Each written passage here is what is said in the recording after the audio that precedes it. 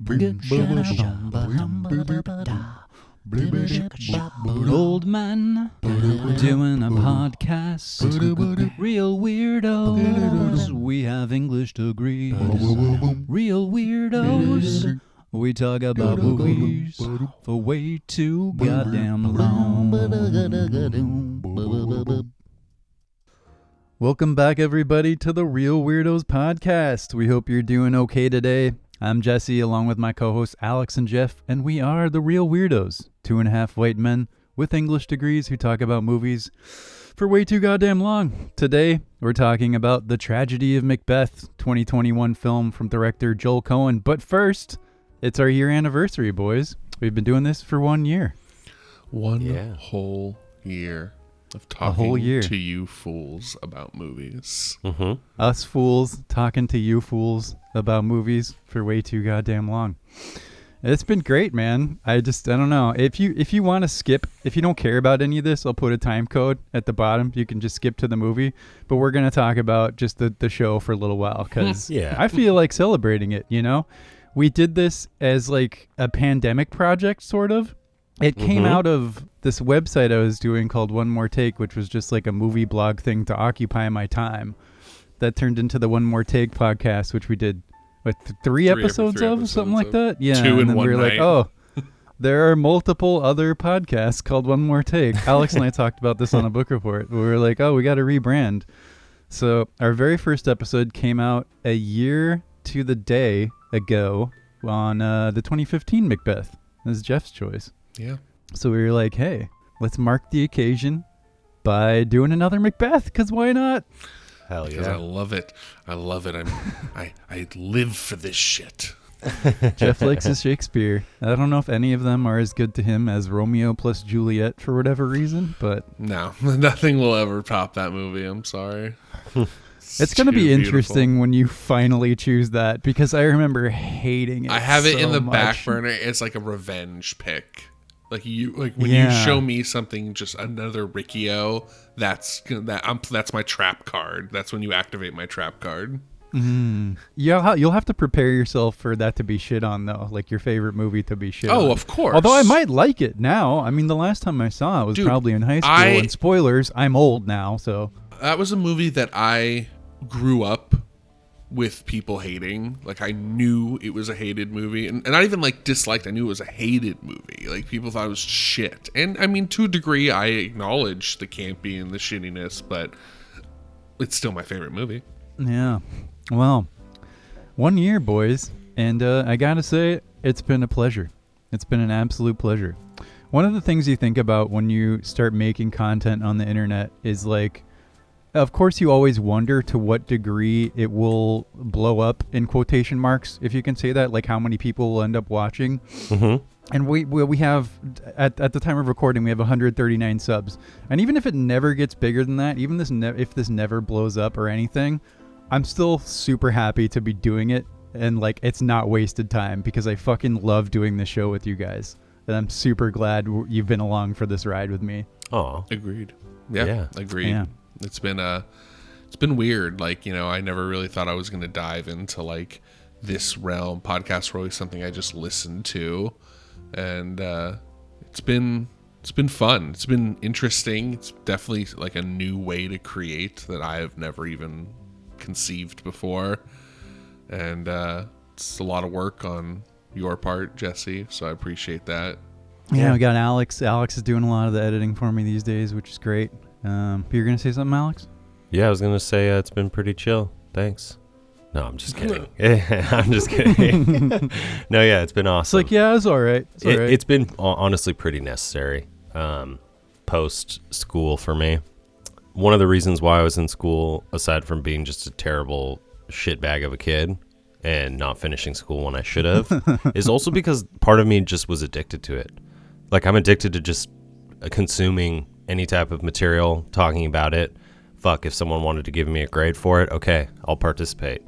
But after that ends, you lose that structure. And I'm like, okay, well, what's legitimate about me sitting on the couch for 6 hours and watching 3 of Quentin Tarantino's movies, right? And finishing like 5 bags of Doritos. Well, now I have this show so I can tell people that I am consuming art, for the sake of discussion and high-minded literary purposes. Just writing off those Doritos. Right. Hashtag Dorito sponsorship. Not at all, actually. We are not sponsored. We will manscape you, though. We will, if Manscape wants to jump in. Oh, we'll manscape our viewers. Like, I'll shave your balls for you.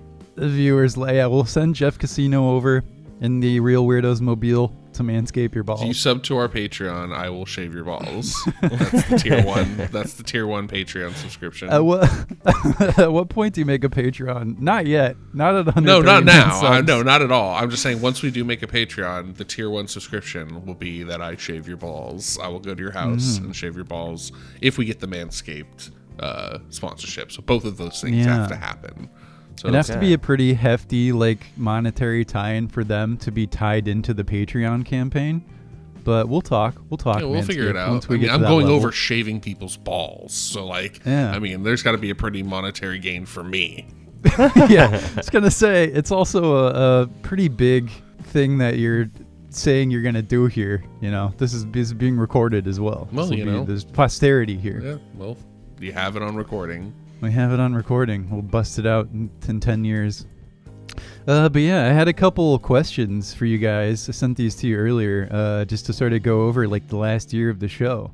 So I had 3 here. Might add another one, but I wanted to start off with number 1. What movie are you most thankful was brought to your attention for the show that you'd never seen? Oh, Alex, I'm going to let you go first on this one, man. I got to think about that. Okay. Well, that's Barry Lyndon, right, Jeff? Well, I had 2. One was going to be A Scanner Darkly. I really liked that one. And that one changed a lot for me because I started off hating it for no reason other than I thought it wasn't cool at first when I was young.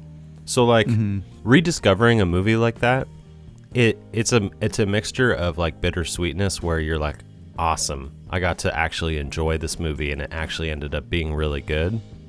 But then there's the other half of that feeling where you feel this weird pang of guilt for a moment where you're just like, man, I should have just not been so close-minded about this film in the first place. We are who we are, man. We are who we are, especially in your teenage years. It's helped to change the way that I'll think about movies from now on, because when I look at a movie like The Tomorrow War, still haven't seen it. I still think it's probably fucking trash. But a little tiny thing in my mind is hey, Alex, you come back to it in 10 years.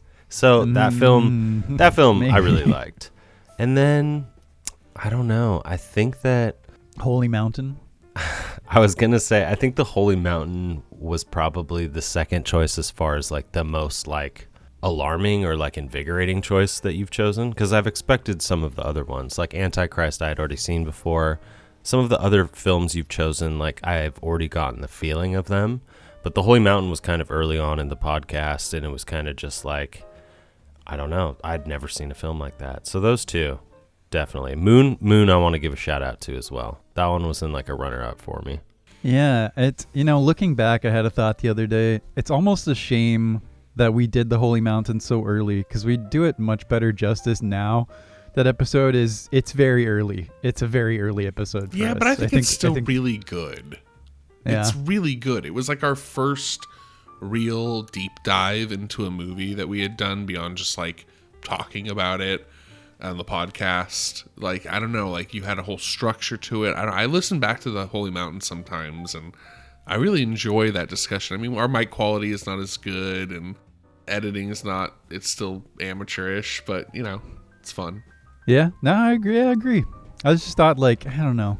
I just had that thought. But yeah, there may be. I mean, we might have to redo those first 3 episodes down the road one day. Just revisit it. That'll be another 3. Patreon tier subscription. We hit enough people and we'll fucking do the first 3 episodes over again. But people are clamoring. Are clamoring for a redo of Macbeth. No hot dog jokes this time. I'm planning for the clam.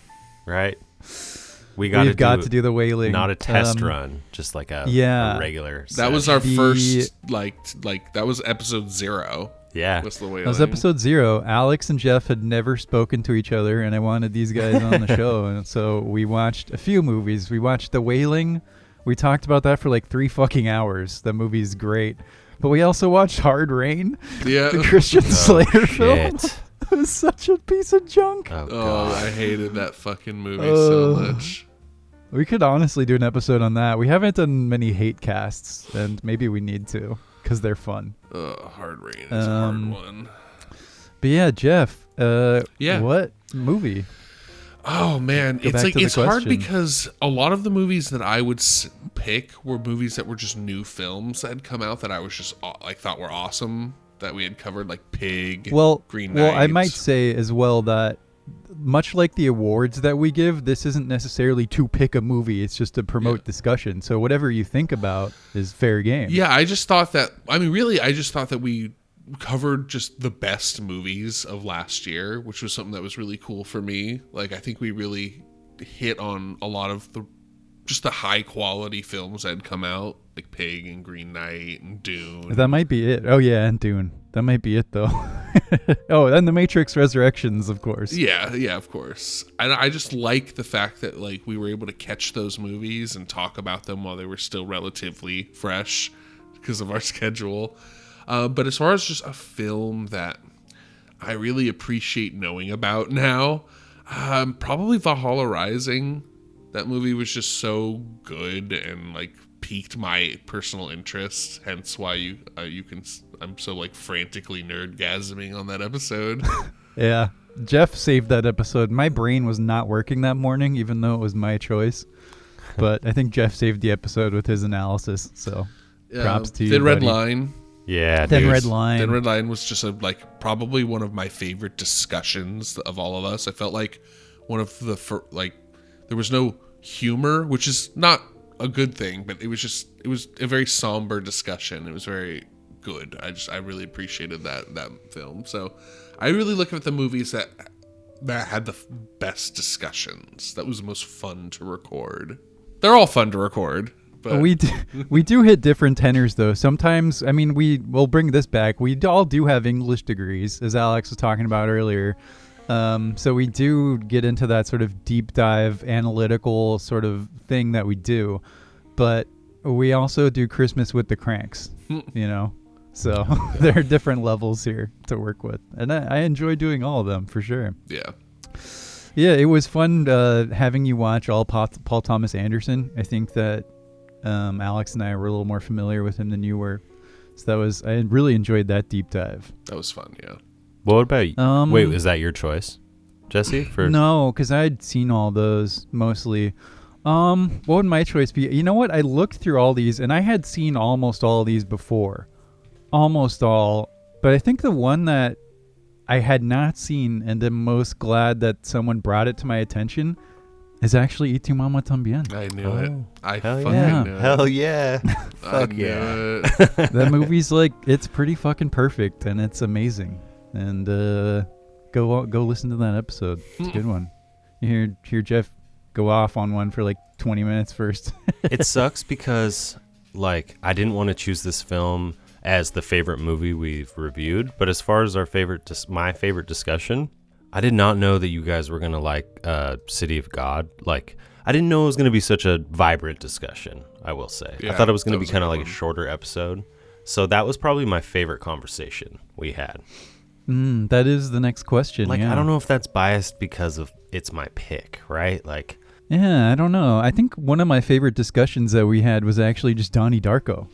Oh, yeah. I enjoyed the shit out of that discussion, and I've listened to it a couple times afterwards, you know? It's the perfect balance of nerding out, being comedic, naturally comedic, if I can, toot our horn slightly, I guess. It depends on your subjectivity if we're funny or not.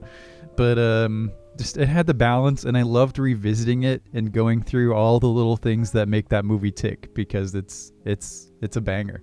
It's a childhood favorite as well. Yeah, I was actually surprised you weren't gonna pick that one. I knew you were gonna pick Y Tu Mama, but I thought maybe you'd pick Donnie Darko as well. Well, I can't, because it was the question was, what are you thankful brought to your attention that you've never seen?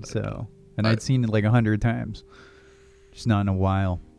But yeah, so the favorite episode to do, we've covered that as well.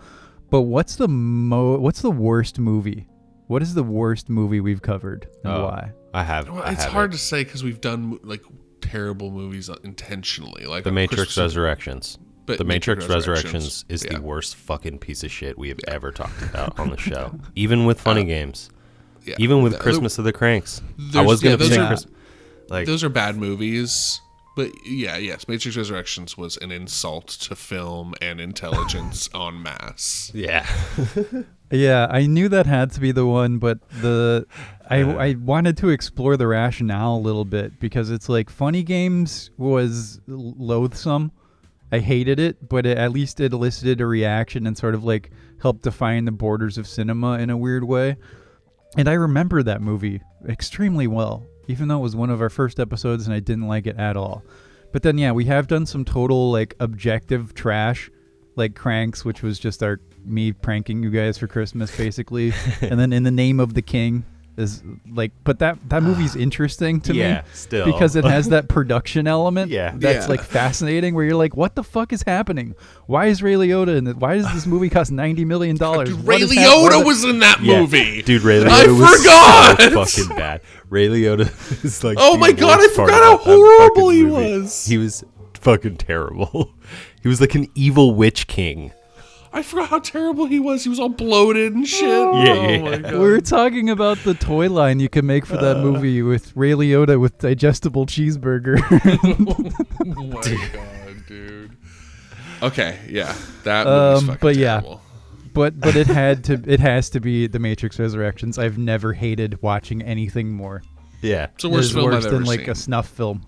It is the worst. Fucking trash. It is the worst. Yeah, it's literally right above like ISIS beheading videos. It went so far beyond any metric I had for how much I could hate a film. It went so far beyond it. It's made me. If Funny Games defined the border, this movie like pushed the border way further. It lowered the bar. James Cameron's got to go down there to find that bar. If anything, like it's submersible. It's made the other Wachowski sister who decided not to work on the film into a saint for me. I like view her as a god now. I'm just like, I don't care what you do. The fact that you didn't have anything to do with this makes me like put you on this pedestal, and I will watch anything you make from here on out because you made the right decision. So yeah, I think I might be done with Lena Wachowski forever. I don't think I can watch another one after that. Yeah, but it's probably enough Matrix talk. But yeah, I appreciate you boys being here. I love doing this. We will continue to do it. Maybe we'll mark every year with a Macbeth, although we'll probably run out. I don't know. I don't know. There are a lot of Macbeth movies. Yeah, there are tons. Yeah, no, I think I would love to do the BBC Macbeth, the 1971 one day. Yeah, we got Kurosawa's Throne of Blood we could talk about. There are a lot. But absolutely. In any case, so thank you, my boys, for being here, and thank you to the listeners as well. If you're hanging out with us, we love that you're here. Hop in the comments, say what's up. We'd love to hear from you. And now I think we will move on to the tragedy of Macbeth. The T of M. The tragedy of Mackie Bethelstien. What do you guys think? Is pretty shit, right? Now Joel Coen doesn't know how to make a goddamn movie. I don't know what he's doing. Never heard of him. And I don't know who this lead character is, and black and white sucks. Black and white sucks. Yeah, they really fucked up here. People aren't going to watch this. Like, not only is it black and white, but it's narrow aspect ratio. Like, hello, it's 2022 now? 2021 when this came out? This isn't 1945. All right, okay? Widescreens exist. Widescreens exist. You're not gonna get into the Chinese markets when you cast a black guy, okay?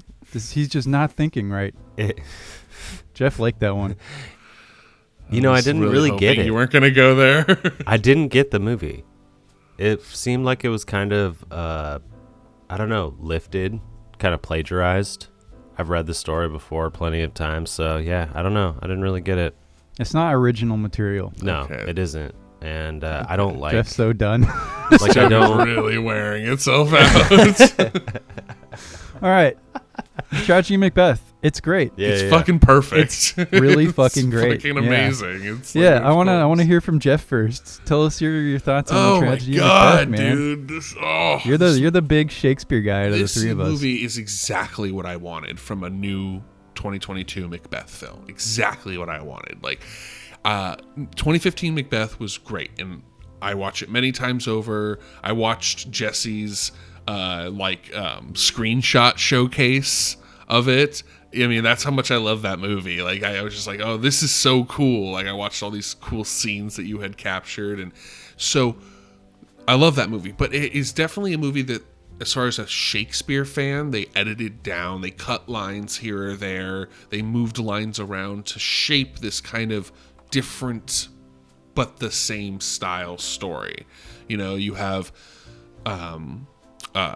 Duncan's son, Malcolm, meeting up with Macbeth in the tent, as opposed to the way it happened in the play, where they meet up outside and they all have a discussion, and then by themselves they decide. So this movie was very much the play. They didn't edit out lines. They didn't cut anything. It's everything kind of... it really felt like that BBC version, where it felt like it was taking place on a soundstage, which I think it was, and all the sets it was all shot on sound stages, yes, and all constructed sets. Yeah, it's all handmade sets.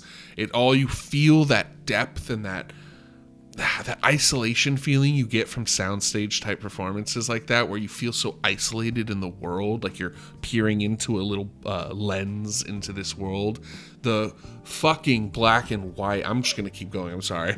The black and white as an amateur photographer. Dude. The black and white, the values that Coen was able to achieve is unbelievable. The way the contrast that he is able to create, like, by just these true rich pure blacks. Oh, not only that, but the way that he utilizes those to play with symmetry and shadow, like the way the shadow works in the construction of the shots is insane. It's amazingly cool to watch. And then the shortened aspect ratio gives, like, I guess more likening to that tunnel view that I was talking about. You feel like you're kind of trapped in this, like, crystal ball Macbeth world. Yeah. And everything is, like, warped around it. I'm specifically talking about that scene where he's walking towards the door and the dagger is the handle upon the door. I mean, just... come on! Visual, I gotta stop because I'm just gonna start describing the whole movie. We can go into the visual element, which is striking and astonishing. And also, I think this movie cost like under $2 million, under $1 million even, maybe, which is insane. Cost the price of lumber, basically. Right, seriously, and just lighting, like light bulbs. But yeah, man, the way he utilizes symmetry and shadow and the utilization and the choice of that aspect ratio is interesting. We talked a little bit about that in the Come On episode, where we talked about aspect ratios. And I think I even mentioned this film when we were talking about that one, where it has the effect of making you feel, number one, claustrophobic, which is, this is a very panicky, claustrophobic movie. And it also emphasizes the performances, and it's a performance movie for sure. We could get into that, but before I start waffling on, Alex, what'd you think of the tragedy of Macbeth? So I thought it was amazing. I mean, it's hard to fuck up Macbeth. It's hard to fuck up if you're a Coen, especially. I want to focus on for a second just the interesting fact that Ethan apparently just doesn't want to make movies anymore. And so Joel took it up and was like, "Hey, I didn't know that." Yeah, it's really, really strange. It was strange seeing just Joel's name on this. Yeah, it's so, without like taking away from the film for a second, I just think it's very interesting that this was like the film that he chose to do, and the visual aspect of it. If we want to get like real technical with film history, there's a movie called The Cabinet of Dr. Caligari, which is like from 1920. It's one of the most like iconic films ever. My wife loves that movie. So if you look at the set design, really, I'll get her on the show. Jeff, get out of here. If you look at the set design and the way that they shoot that movie, it looked like they called back to that movie with this one. at least with the way that they were framing it. And you're totally right, Jeff, with the way that the perspective and like the line of view is changed, where I love how you said you felt like you were in like a crystal ball. I felt like I was in, you know, those pop-up books when you're a kid that you open the page and like that 2D rendering, 3D rendering pops up. That's what I felt like I was in. And it made it so fucking creepy and so unsettling, but it was beautiful. And like, I was like, okay. The shadows were also, I feel like, I hate saying this, but I feel like this is like the movie that Tim Burton dreams of making. Like he wishes he could make this movie. And he just couldn't. He could never make this movie. And yeah, no, I think this movie's perfect. I think it's amazing. In striped pajamas if he did this movie. Yeah, I think in terms of why he chose this movie, I don't know exactly, but my rationale would be that it was a pandemic project. And this is something he has probably tossed around in his brain for a long time. And the fact that you have such a limited number of actors, very few extras, you know, this is something you could very much do during a pandemic in terms of making a film. You know, other people have done some pandemic projects. Soderbergh had a good one, but I mean, that's what I think happened here in terms of that. Mm-hmm. Would be my guess. Yeah, that's a good guess. I mean, you don't need that much crew. You know, a couple lighting guys. It's like, you know, it's very much a pared down set like they used to have in these kind of BBC performances, or these like recorded performances of plays was very pared down. And you're right, there's not many actors, but the cast list is banging. Yeah. Yeah. So what do we think? Let's go down the list here. What do we think of Denzel as Macbeth? That was the hardest one for me. Really? And it's not for the reason people are going to think. I promise you. It's not because you're trying to break into the Chinese markets. It's because of its accents alone. Him doing the choice for him not to do a British accent, I totally agree with. Denzel's never been known for doing a British accent, so why would he start now? So that's a smart move. But having him do the lines in an American accent was very strange to me, because it was very contrasting to some of the other characters. So it was a very mixed bag. So that was the hardest hurdle for me. But otherwise, it's Denzel, dude. He fucking slayed it. I did not. This feels crazy to say this, but I did not even think about that one time. That's crazy, I watched this movie twice. The first sentence he said, I was like, ooh. That sounds strange in an American accent. I think you guys pay attention to accents in movies more than I do. And I didn't even think about it. Well, this is a British Scottish. Was not even a blip on my radar. I mean, this movie's supposed to have full Scottish accents. I didn't think about it in 2015 Macbeth. Well, they all have Scottish accents. That's why. No, they didn't. Marion Cotillard had a French accent. Yeah, they're kinda, but they're like, you know, it's okay. Yeah. You're right. Yeah. You're right. You're right about that. I agree with you, Jeff, that it was kind of unsettling, but I thought I kind of appreciated it. I didn't want to see, if you're not going to cast all Highland Scottish fucking actors, then don't, or at least hire actors that are from the UK, then obviously you're going to do away with, like, we're trying to keep this as British as possible. Sure. You know? And then it being from an American director, I think he was probably just like, you know what, fuck it. Just speak in your normal accent. And maybe even Denzel was like, you know what, I'm gonna read this straight without trying to add any affectation to it or anything like that. And I think when you speak in your natural accent, when you do Shakespeare, it helps like get into the feeling of it. If Denzel did a British accent, this movie would have been fucking terrible. It would have been terrible. It would have been Mary Poppins level terrible accent. If Denzel, I'm not going to say it would be terrible, but if Denzel was doing a Scottish accent, I would have been so distracted. Even a British accent. I would have been so distracted. Which is a little bit easier. That's what I'm saying. I'm even giving the benefit. I'm not even saying a Scottish accent, which should be even more on point. I'm even saying just give him a British accent. That would have been passable. Because most of these performances were made, like, filmed by British actors back in the day. And so it's like, but he's never been known to do that. So it would have been a horrible decision to make him do that.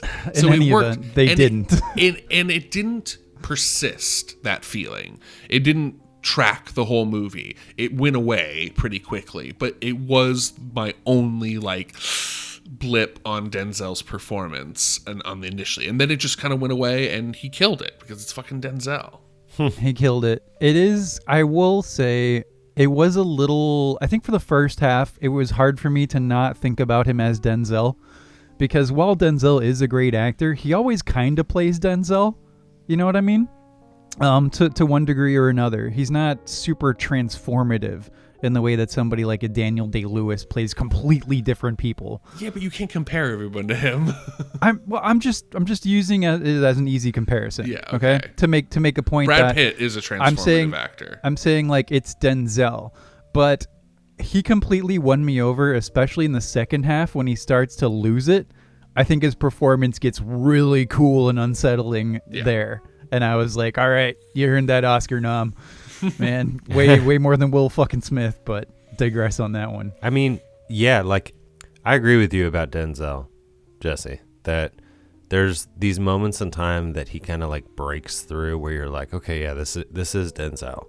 But I feel like, you know, there were moments in Training Day towards the end where his personality starts to break off a little bit and you realize that he's actually like kind of like fucked and he's like on this crazy, just like psychotic bad cop level that he does do well at playing. And when he does do that, he kind of disappears into the role. So I agree, the second half of the movie, he kind of just like fluttered away. But I don't know. I just feel like, without going too far forward, that Frances McDormand kind of like overshadowed Denzel for me in the film. So I wasn't super keyed in on him, because it's also Denzel that I'm like, you're going to be good. I'm not going to fucking, you know, like.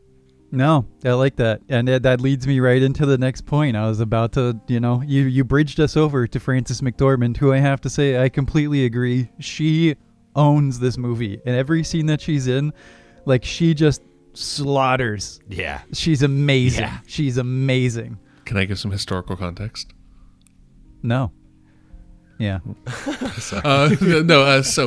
So there's an argument out there with Shakespearean scholars that Lady Macbeth is actually the main character, and that Shakespeare was trying to attempt to write a female as a main character of Macbeth, that she was really like the driving protagonist underneath, like, because there's another school of thought where it's like, is she a villain or is she just a victim? There's still that debate going on. Yeah, so there's that argument. Regardless of that argument, is she a pilot? Is Macbeth just a pilot for this character's intentions and wills? And I really feel like Frances McDormand showed that side of that argument, where it's like, just she was so larger than life in this role, so powerful, takes such command. I love the way they kept getting real close. I mean, this movie's a movie of close shots, but her shots were always so tight, and it was all in her face, these like deep, heavy lines of like, you could see almost like years of like worry as a lady of a Scottish house. Like, I don't know. And it just perfectly flips, like the way her attitude flips between when Macbeth decides to kill Duncan and then kind of goes back on it. It's so hard to capture that raw disappointment that Lady Macbeth experiences, and she gets it so well without being, because some actresses do it in a more condescending, like, were you not a man before, you know, like, but like the way she does it is almost like inquisitive and questioning and gaslighty, and it's you could see the mental gymnastics in play. You can see the cogs turning. I loved that scene. She's like, I think she does both sort of tenors of Lady Macbeth very well. When she is sort of power mad and egging him on in a sense, but then her losing it and sliding into dementia is much like in the same way that Denzel's performance really ratcheted itself up a notch in the second half. I think hers did as well. The second half, when she's like, that moment when she pulls her hair out, I was like, oh my God, it's such an effective visual. Yeah. Well, yeah, it's definitely a play of two parts. You know what's hilarious, though? Even still, after these two conversations, neither of them are like my main best actor in the film. Is it Alex Hassell as Ross? Nope. No? It is Catherine what Hunter do you think? as the witches. And the I knew it. Dude, she stole the movie for me. Like unbelievable visuals with the witches. The witches are something that's so unique because they are an allegory to the chorus, which is, of the Greek chorus. Mm-hmm. And so it's such a strange, because they are the chorus in the play. Can you explain that a little bit if people don't know? So the Greek chorus is a group in old Greek plays and literature that kind of, I guess you could call them the narrator. They tend to exist outside of the play itself and kind of set the scene, or sometimes give context between where we are and where we're going. They're the outside expository force. Yeah, that's good. And in Shakespeare plays tend to have choruses. They tend to have an outside where we'll explain, like, okay, now we have moved on to here, and these characters have done this, and he always has that. But in Macbeth, it's unique because the chorus is a character in the play. It's the three witches are their own unique character, and so you have this dynamic where it's a play between the chorus and the character. The witches know what the chorus knows. They know everything that's going to happen, will happen. They explain it. They give the context of the curse. But at the same time, they are a tangible piece of this world that is unique and has consequences to the interactions. And that's Shakespeare's genius, allowing you to reach out and touch the play as a viewer. You can reach out and touch the chorus and go, wow, that's a thing. That's a tangible thing that's here. And that's beautiful. And so Alex, sorry. I totally agree, man. Sorry. Oh, yeah. It was just like surprising. They are like the fulcrum of the story. And I might ask you about the play a little bit, Jeff, because I'm hazy on the play at this point. I did not revisit it. It's been a long time. But in terms of the other adaptations I've seen of Macbeth, and I've seen a lot in the last year, actually, like over 5, just sort of happened. But they're more of a fulcrum in this film than they were in any of the others. Like, we could bring the 2015 Macbeth in because we've talked about that and we're all fresh with it. But the way that they have an agent in this film in the form of Ross, played by Alex Hassell, which I kind of picked up on the first watch because it's hard not to. But on a second watch, I was like, wow, so this guy literally is like an agent of the witches. There are all these little things that he does. Like when he visits, Macduff's family, and he sees the forces coming, but he doesn't tell her about it. He just sees it. There are these little moments where, like, he sees Lady Macbeth on the staircase, and it cuts back to see her murdered. The fact that he hides Fleance with the old man, who I figured out in the second watch is the witches. I didn't pick up on that the first time. It's like, and dude, even his outfit with the black and the like wings on it, I was like, the blackbirds in this film are the harbinger of the witches, the weird sisters, and he's dressed in this bird-like uniform. It's fantastic. Yeah. It's so cool. Yeah, that's definitely artistic interpretation. That was something that was added in. Yes. Okay, I thought so. I figured. In the play, when Fleance disappears, he just disappears. He runs from Banquo's murder, and you never see him again. But I like that. I like that, though, because one of the best things you can do when you do an interpretation like this is not just put your visual stamp on it, which Joel Coen obviously did. This movie is a marvel to look at, but also to create a text of your own for interpretive sort of viewing, and by mingling those elements like that with the Ross character, I feel like he created this new text, It was great. It was almost like a little touch of I felt like almost like I don't know if anyone's seen Netflix The Witcher, but it had almost that touch to it where it was like this newer style of narrative that you show with these like visual cues to, I don't know, things that are more popular, like this whole like Raven thing we had from Game of Thrones. I don't know. Sorry, I'm talking too much. No, you're good. You're good. I was just listening. No, Alex just hasn't talked too much this episode, and I just want him listening. to like have his input. Jump in, buddy. No, I was gonna say that it's probably the most minimalist, even more so than 2015. You know, because 2015's Macbeth was like an attempt at kind of stripping down Macbeth into more of a visual type of aspect, and this was like, I don't know. Have you seen I believe it's 1948, that version by Orson Welles? No, but I was going to ask about The Seventh Seal and how similar that movie visually was reminding me of this, with certain costume choices, with certain like shots. I mean, when The Seventh Seal was made, it was in black and white, but the outfits that they wear and everything are just so, they're just so like similar to old movie style Macbeth that I feel like he made this kind of kaleidoscope of Macbeth and homages to film through it, and you get this what seemingly seems to be very simple on the surface visually, but like you guys are saying, there's very small visual cues with like the avian themes and whatnot with the birds. I just want to stress again that the old man and the witches are all played by the same person, which is fucking insane. Yeah. So there's, I can see what you're saying with the Seventh Seal. I believe that was like 45 or something, maybe a little earlier, maybe a little later. Okay. But yeah, that sort of like dour, high contrast black and white. You got Max von Sydow's face in there. Yeah. He's wearing those costumes. I could see that. But I think in terms of Macbeth adaptations, this one is definitely closest to the Orson Welles one, because that one was also like on constructed sets. It was very much the same kind of thing that he was doing.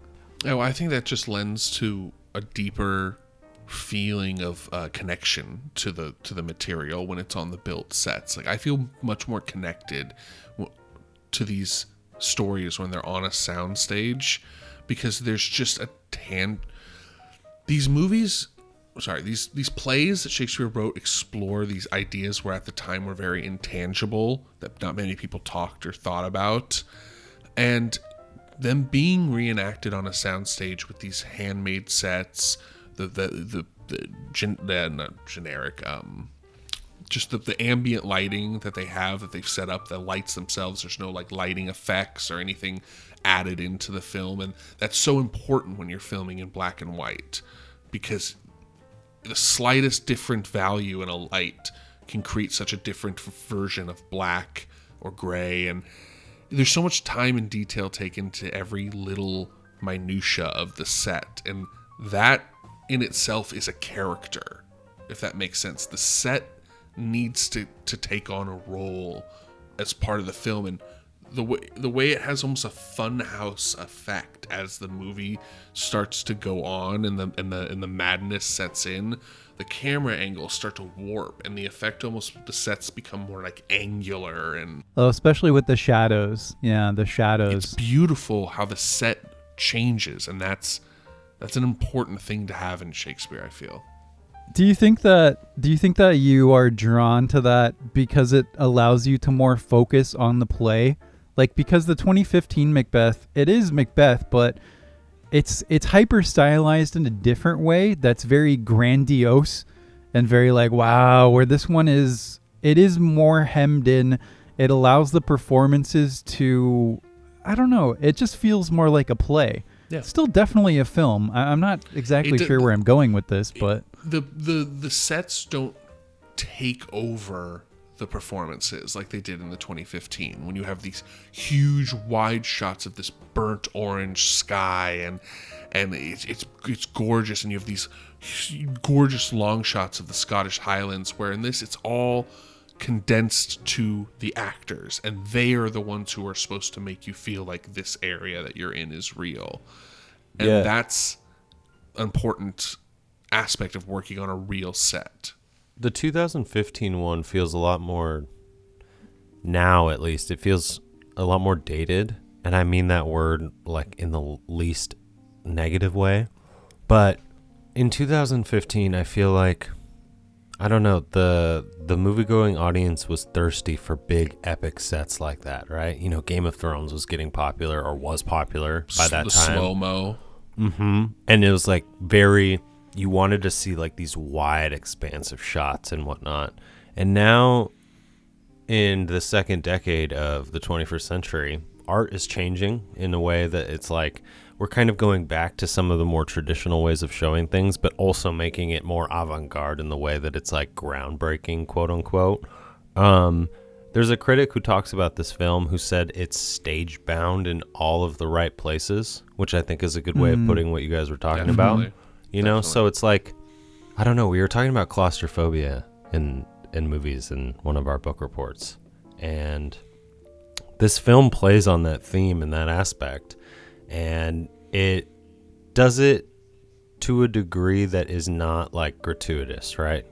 It's not just some weird like camera effect or something like that. I don't know. It just is so unique in the way that it was playing technically with showing me a staged Macbeth play, because there are other ways you can show me a staged Macbeth play that are kind of flat, almost like 2D, and this was just so interesting the way I felt like I was like going through this like kaleidoscope, or like funhouse, like you said. I love how you said funhouse. That's the perfect way to put it. Yeah, it does. So I love the 2015 Macbeth. That's on record multiple times, but this does feel a little more cohesive than that on the filmmaking element, Alex, because where that one, it does have this beautiful nature, but I think it does overshadow the performances at times, or maybe not overshadow, but it maybe distracts is a strong word, but it feels less cohesive when you do have Shakespeare, and it does linger on these like slow motion epic battles with a red sky and fire and all that stuff. And at the same time, he had some shots in that movie that I hated, where he was like shaking the camera, or like letting it like, it's like the cameraman was drunk and it's like tilting to the side, like half Dutch angle when people are talking, and you're like, stop doing that. Or when Fleance is getting assaulted, it's like that the filmmaking there was bad. Yeah, it's very shaky this one is just completely cohesive. You are in the world of the narrative and the story the whole time, and the visual element is there. It's perfectly balanced in terms of emphasizing the emotions of the performances, right? It's just like, I'll go back to this word cohesive. It just feels more cohesive than the 2015 Macbeth, if that makes sense. Yeah, it totally makes sense. And like the way you're talking about like the performances, like, I mean, you can simply watch certain lines back to back of those two films and get in, like, some lines have an entirely different read in this film that's so much more interesting. Like, I really love, like, in 2015 when they get the prophecy from the witches, he says at the end, he's like, Banquo says to Macbeth, you will be king, or he says your sons will be kings, you know, and Banquo kind of smacks him on the arm and he's like, you know, you will be king. Like, it's like almost like a buddy thing, whereas in this one, Tragedy of Macbeth, Banquo's very skeptical the entire time, and those two lines are read differently. Banquo reads it as like, and you will be king. Like, it's so different. Or the out damn spot line, like in the 2015, she's so frantic that she's crying, the out damn spots, and she has this like, but in this one it's so much more like a structured, like it needs to happen, like a command. Reserved. It's in control. Yeah, this one is like, it brings the focus visually and narratively. They both compound with each other to create this like emphasis on the human aspect and the actual people. So in all, not all the other Macbeths, but in 2015, because of the introduction of the wide expansive landscape shots, and in other Macbeths that I've seen, there's almost this aspect of like the evil is come and like sprung up out of nature and has befallen on this poor couple of Lady Macbeth and Macbeth. And they just happen to succumb to the pressures of evil. First, Lady Macbeth at the window, pining out into the night, right? And then she poisons her husband's mind and all this shit. This one is all just like the humans. You are making these choices. You are like coming for power. You are like continually making choices that, because I can't escape visually from you, I'm just focused on you. Because Coen is just like, we're in this fun house, we're in this crystal ball, like snow globe, right, with these people. I'm going to give you nothing of the outside world. So it's really all of the source theme, all of the source evil and everything. It just comes from all of these people. Yeah, it's present within each character as almost as nature itself. And I love how you mentioned it seemed like the witches come out of nature, because the first time, where shall we meet? Upon upon the heath, upon the battlefield. Like, yep. These fields, these moors of sprawling dead would rot and bring ravens and all kinds of weirdos who would come picking the bodies for loot or for treasures. Yeah. So the heath itself, these battlefields spawn these evil creatures. They come, and you can see in both films, we see the Weird Sisters utilizing the blood of the dead man to make their potions, to make their alchemical ingredients and stuff. They literally come from the mist of the dead. It's gorgeous. Yeah, if I'm gonna watch it again, which I will at some point, I want to try to think about how they're tied to Ross, especially, and like if he's their agent to begin with, or if there's a certain moment that he becomes their agent. Did you guys think about that or pick up on that? Yeah, I think it's the first scene when he kind of wanders and sees the old man. Yeah, and then it cuts away, so they probably have a conversation there. Yeah, I think that's because he's kind of just like seems very innocently kind of moving about the area, the set, and then he like wanders upon this character that from there kind of changes his trajectory. It's like a little push in a different direction, and then these pushes keep happening. Yeah, maybe. I'm not certain. Yeah, I'm a little more watery on Ross, Jesse. Sorry to answer your question, but I guess I'd have to agree with Jeff. I think that's the point. Yeah, the ambiguity. Yeah, is interesting. The point is like it's. I think Coen is making a smart choice where he's like, I'm going to add something into this film, but I'm going to make it ambiguous so it doesn't become a huge factor in the story that detracts from what this is. It's just an interesting shadow that he added to his own production there. And that's great because Macbeth has a lot of that. It has a lot of people who go, oh, well, maybe Shakespeare meant this. Macbeth is supposed to be a sequel. A lot of people believe because it ends so kind of open for a sequel. You know, it ends like with this whole kind of Macbeth's done and Macduff is king, but then Fleance is still alive because where's Fleance? He was promised to be king one day too. So it's like it was supposed to be a sequel, at least a lot of people believe. So there's still a lot of that open ambiguity that Coen just jumped on. I love it. I love the ambiguity. I heard a lot too that like at the time, it's one of Shakespeare's shorter plays, right? Yeah. I heard that at the time, writing a play about regicide and the promising of a different line of kings was like not necessarily the safest form of, I don't know how to say this. He framed it in a way where it showed like, hey, if you try regicide, this is what's going to happen to you, and the rightful line will be restored. So the kings liked it, right? Yes, exactly. He wrote it as a piece of as a present to, I don't know if it was James. It was the new king of Scotland, and it was a present to him as on his visit to Scotland. But it was also, I actually wrote a whole paper on this. That's tight. It was in my belief, and I think a lot of evidence supports this, that it was a coded warning, right, to him. Yeah, just to say, don't get too comfortable with men who appear to be your ally. Exactly. You are a foreign king in a foreign land. Scotland is not your home. You're an English king.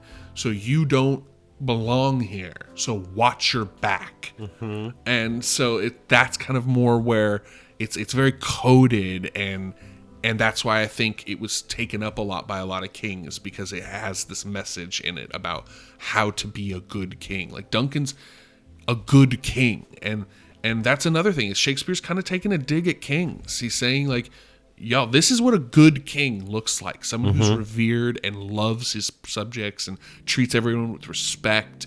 And kings weren't like Duncan back then. Yeah. Yeah, I believe we touched on a similar thing in terms of Shakespeare in our discussion of the 2015, where it does operate on these different levels, where it's a warning to kings about, looking at like watching your back, essentially.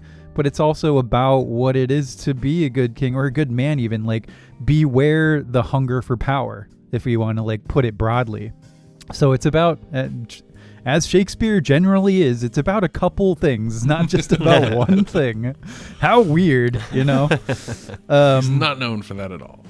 But so, did you guys find any flaw in the film whatsoever? Anything, no matter how minor? For me, and this is not a flaw with the film, it's just a flaw with me. But I have not read Shakespeare in a very long time, and there were a few conversations at least where even I knew what was going on because I know the story so well, but I had no idea what they were saying. I'm just going to totally lay that out. I was just like, what? Sure. It's just too fast. And it's something that I could figure out pretty easily if I were just sitting there reading it. But because I'm like looking at the visuals, I'm looking at the filmmaking, looking at the performances, and this dialogue is flying by and it is so rich, my mind is just like blur. Like I'm like, okay. So I always akin that stuff to like when you read Trainspotting or Clockwork Orange. You're reading something that has a different kind of weird written dialect, and it takes a few chapters to start to get, like when I read Trainspotting, the first 2 chapters, I was like, what the fuck are they saying? Like, what is going on? And then by the end of the book, I was like reading it in Scottish in my head. And that's Scottish brogue. Yeah, and so it's like the more you digest the material and more frequently you digest the material, the more that whimsical talk becomes more comprehensive. Yeah, it's just very, very rich. Yeah. Okay. Yeah. So you got one? Yeah, I have. It perfectly connects to yours, and it's weird to even like say, but nothing about this film really, besides the visual, honestly, aspects, nothing about it blew me away. It didn't blow my socks off. It is Macbeth at its very core. It's nothing like, I don't know, like, choose a different Shakespeare play. It would be my biggest flaw. Choose a play that we have not seen over and over and over again. Choose one, man. Choose one that is maybe digested differently. And hell, Akira Kurosawa did it in the fucking 1950s with his movie. You can put it in a different dialogue. You can kind of clothe it up and disguise it a little bit, and it can still be a good movie. That being said, you're Joel Coen. You can do whatever you want. Like, I'll still love the movie. But I was just like, oh, we're doing Tragedy of Macbeth. Okay, it has Denzel. It has Frances McDormand. Like, this was the build-up to the movie, right? We knew it was being made. We knew it was coming out. I knew it it was going to be great. I knew it was the Coens, right? So it just wasn't anything that just, like, blew my socks off. It wasn't just like, oh, my God, this is fucking insane. Yeah, you got exactly what you figured you'd get. Exactly. So it's also, that's the only quote unquote flaw I guess I would have for it, but it could also be a way to champion. Could be praise as well. You're like, I'm not surprised that this was great. Yeah. Like, exactly. Well, I get what you're saying also, Alex. It's like, choose a different story. Like you've heard Macbeth, Macbeth. Like, I do. I agree. Personally, as a Shakespeare fan, I agree. Like, I do. I say, like, let's stop making Macbeth. Let's stop making Romeo and Juliet. Let's start trying to adapt some of his other incredible plays. I'd love to watch more Wild King Lear adaptations. I love that one. Patrick Stewart did an amazing King Lear performance on a BBC multi-episode play. And I gotta watch that. I love me some Patty Stewart. Incredible. I mean, he's probably my favorite King Lear of all time. And some of those stories. Let's bring Hamlet back. Like, there's a lot of, I think this speaks to what you're talking about, Alex, is there's a lot of Hamlet-esque stories. Because Hamlet's such a classic kind of hero's journey. I think sort of hero's tragedy. It kind of goes there, and then it takes quite a turn. But I mean, with what's happening today in the world, there are so many other themes than let's examine what happens to the man in power. Like when he gets the power, it's like, no, I know they're shitty.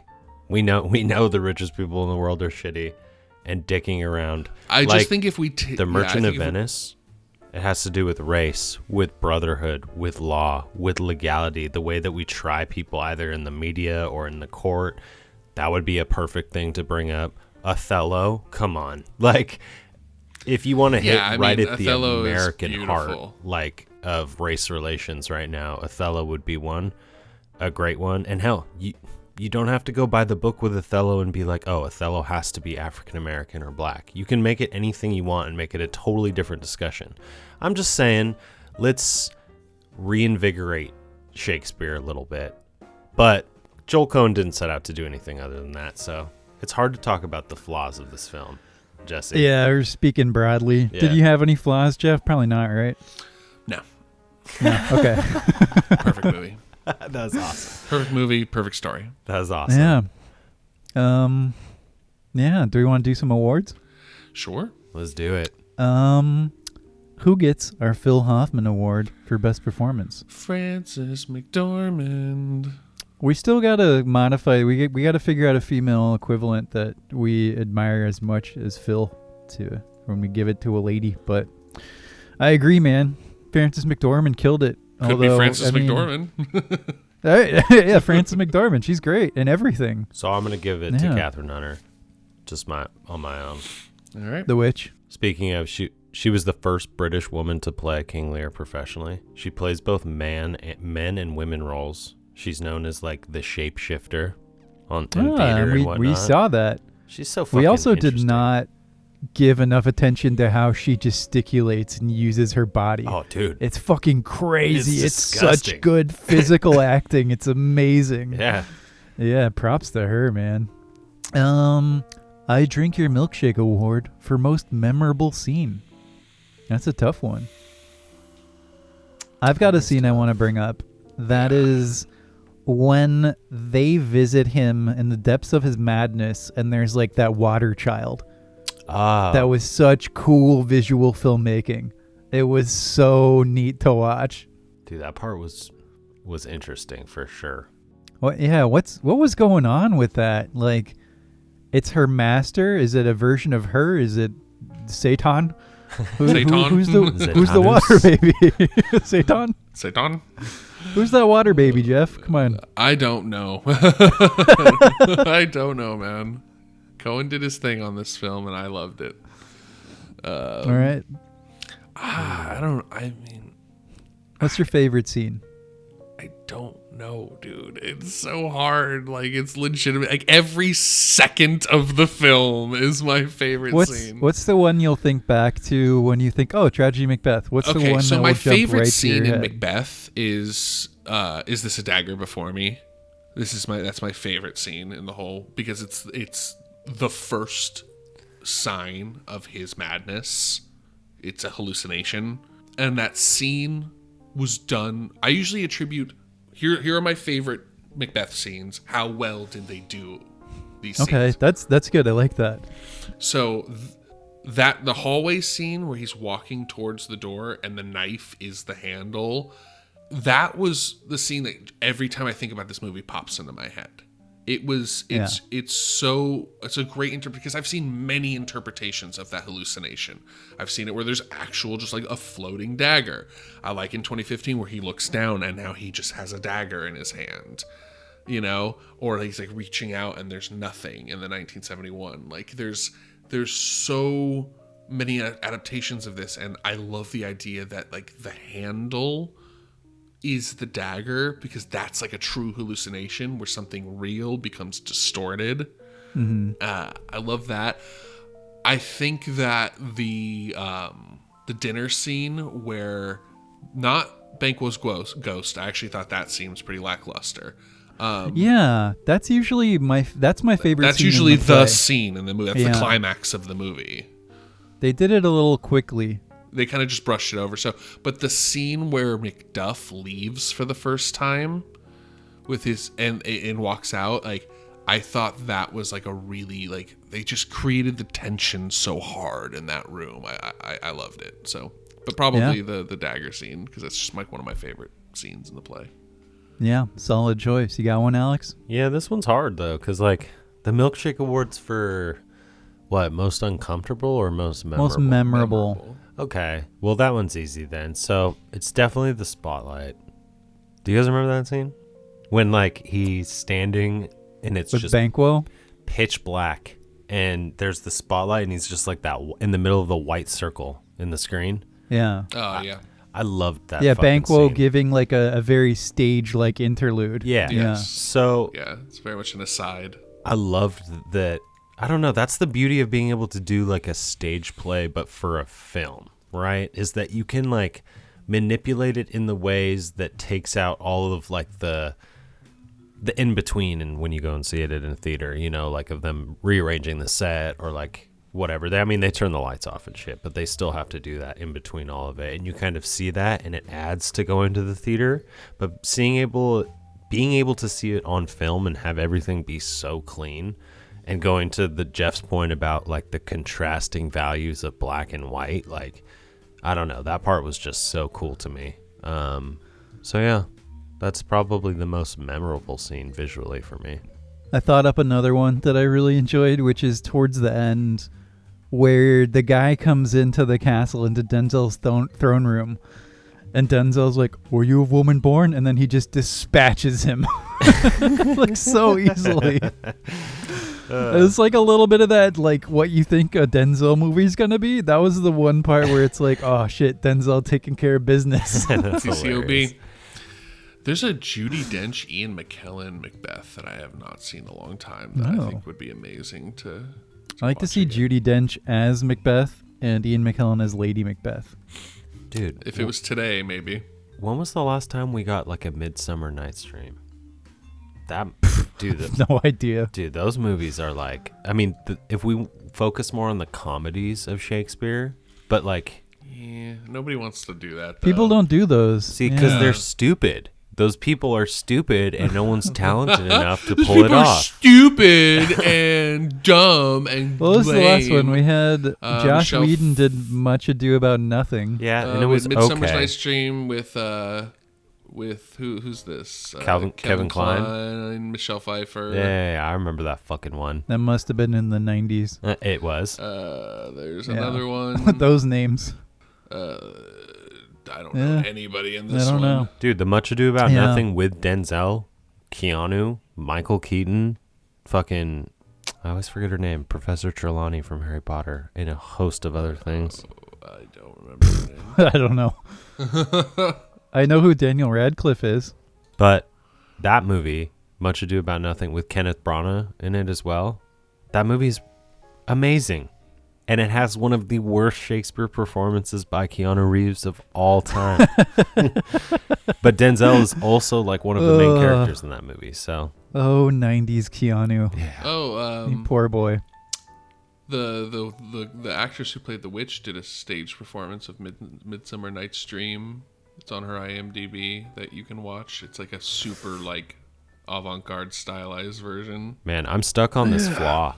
Sorry. I just Yeah? keep thinking right No, now, it's like, fine. I feel like Macbeth is being cheapened a little bit. It's a great play. Don't get me wrong. It's fucking amazing. It's one of my favorites. But like, if you keep Overdone. making Think films it's of just it overdone. over and over and over, it's just going to turn into some fucking, I don't know. Well, the last great one we had was 7 years ago. So, you know, if they make a great one every 7 years, I'm cool with that. I guess As long- that's true. But I do think it would be cool to do some other ones. I agree with you on that point. Yeah, so our other awards, I don't know if they definitely, we can't do the Frozen Banana Award for most No. comedic scene unless you want to give it to like the gatekeeper guy who's talking about getting drunk. Yeah, that guy was. This will give it to him. Yeah. Yeah, okay, fine. He was like the only It's the moment of only levity. nomination. Yeah. Right? It's the only nomination. Sure. It was pretty funny though. It was clever. It was well done. I like that. Our Roller Girl Award for most uncomfortable scene. I don't really know. The whole movie just has that tenor. Yeah, the whole movie's nothing just that really like creepy and tense. Goes over the edge in a way. And I don't know if we can do our Willem Dafoe Award for most erotic scene either. No. Yeah. Yeah.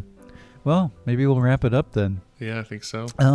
You boys got any lingering thoughts on the tragedy of Macbeth? The fucking the fact that it was just Joel is like really messing with me, and I just, not in a bad way, really. I just want to know how the future is gonna go. Like, is Ethan really just done like making movies?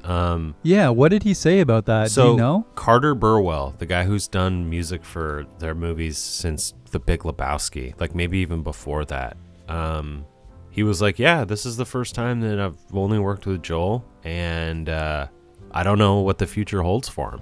That's what he said. He's like, it's weird because I guess Ethan just said he didn't want to do films anymore, and so I just worked with Joel in this film. And that was it. That was all I could find. Okay. That was all so I you read. didn't see an interview with Ethan that talked about it? No. So this is from the musician that works with the Coens. You know, this is from his mouth. And but I didn't find anything about like what Joel said. I didn't look into it really deeply. It's just very interesting to me because if that's the case, I would just like to know.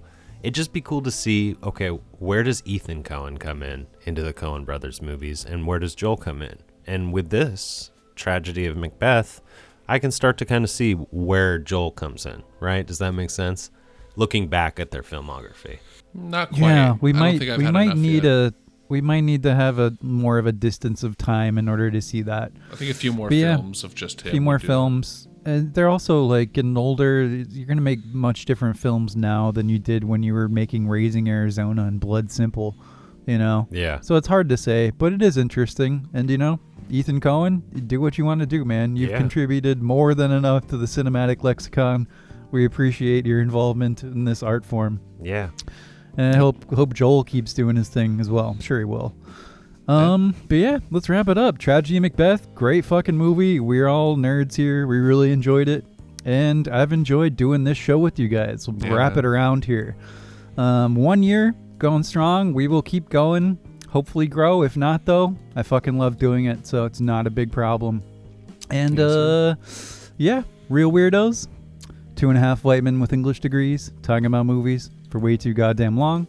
Come hang out with Jeff on Twitter. Say things about him live on Twitter. Yeah. This is awkward. Coming out with us on Reel Weirdos Pod at Twitter oh my God. Come hang out with us on Twitter at Reel Weirdos Pod. Say what's up to Jeff. Come hang out in the comments. We'd love to hear from you. Yeah. Enjoy your pickles. Macbeth my balls.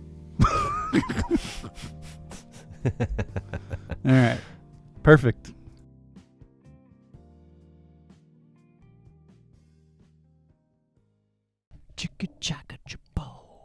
Now our podcast is done, and we have to run. We know it is sad, but we had so much fun. Don't be bereft, Jesse, Alex, and Jeff.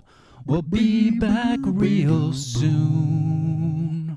The Reel Weirdos. We talk about movies for way too goddamn long. Bo bo bo bo bo bo bo bo bo bo bo bo bo bo bo.